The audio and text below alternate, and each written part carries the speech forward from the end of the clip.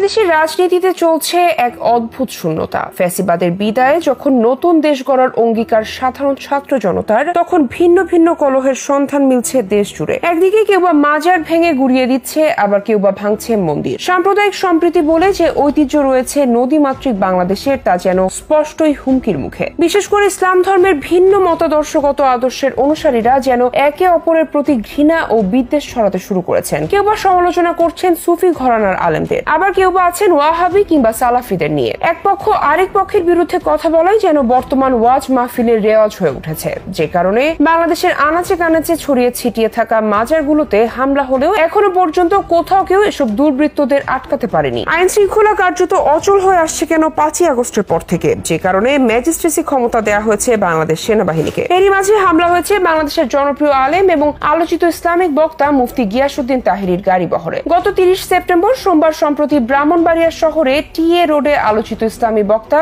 মুফতি মোহাম্মদ গিয়াসউদ্দিন তাহেরীর গাড়িতে হামলা হয়েছে। মূলত ভারতে মহানবী মোহাম্মদ সাল্লাল্লাহু আলাইহি সাল্লামকে নিয়ে কটূক্তির প্রতিবাদে মানববন্ধন আয়োজনের প্রেক্ষিতে শহরে এসেছিলেন মুফতি গিয়াসউদ্দিন তাহেরী। ব্রাহ্মণবাড়িয়া প্রেস ক্লাবের সামনে এই মানববন্ধনের আয়োজক ছিল জেলা আহলে সুন্নাত ওয়াল জামাত। তবে নিরাপত্তাজনিত কারণে আহলে সুন্নাত ওয়াল জামাতের নেতারা কর্মসূচিটি বাতিল ঘোষণা করেন। অন্যদিকে মুফতি গিয়াসউদ্দিন তাহেরীর ব্রাহ্মণবাড়িয়া শহরে প্রবেশের বিরোধিতা করে সম্মিলিত কওমি প্রজন্ম ব্রাহ্মণবাড়িয়া নামের একটি সংগঠন জেলা প্রেস ক্লাবের সামনে পাল্টা অবস্থান কর্মসূচি দিয়েছিল। জানা যায় গত 30 সেপ্টেম্বর দুপুরে ব্রাহ্মণবাড়িয়া শহরে টিএ রোডের ফকিরাপুল ব্রিজের উপর সঙ্গীয় লোকজনদের নিয়ে গাড়িতে ওঠেন মুফতি গিয়াসউদ্দিন তাহেরী। সেখান থেকে কাউতালী এলাকায় যাওয়ার পথে টিএ রোডের উপস্থিত একদল মাদ্রাসা ছাত্র চারদিক থেকে ঘেরাও করে তার গাড়িতে হামলা চালায়। মুফতি গিয়াসউদ্দিন তাহেরীর গাড়িটি ভাঙচুর করে স্থানীয় মাদ্রাসা ছাত্ররা। গাড়ি থেকে গিয়াসউদ্দিন তাহেরীকে বের করার চেষ্টা করে তারা, তবে দ্রুত গাড়ি নিয়ে ওই স্থান ত্যাগ করেন মাওলানা তাহেরী এবং তার সঙ্গীরা। এই হামলার ব্যাপারে গিয়াসউদ্দিন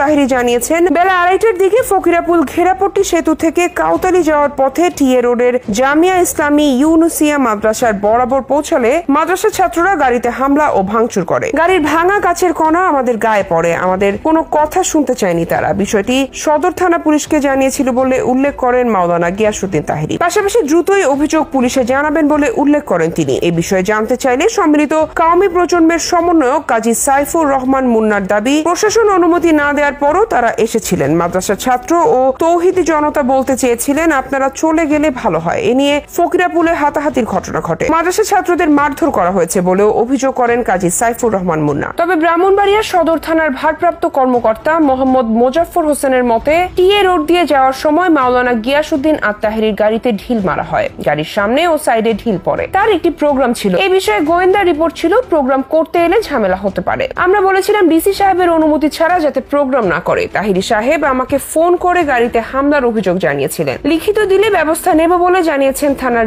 কর্মকর্তারা। বাংলাদেশের আলোচিত যত ইসলামিক বক্তা রয়েছেন তাদের মধ্যে ভিন্ন ঘরানার আলেম হিসেবেই পরিচিত গিয়াসউদ্দিন তাহেরী। মাঝে মাঝে হাস্যরসিক কথা বললেও অসাম্প্রদায়িক বাংলাদেশ এবং ঘৃণামুক্ত ভালোবাসার বাংলাদেশ গড়ার জন্য নিয়মিত এক মুখের নামও মুফতি গিয়াসউদ্দিন তাহেরী। আর এই বাংলাদেশে একজন আলেমের গাড়িতে হামলা কোনোভাবেই সুন্দর বার্তা দেয় না, কারণ আজকে সুফি ঘরানার আলেমদের উপর হামলা হলে পরবর্তীতে এর প্রতিক্রিয়া কোন দিকে যাবে তা নিয়ে শঙ্কিত রাজনৈতিক বিশ্লেষকরা।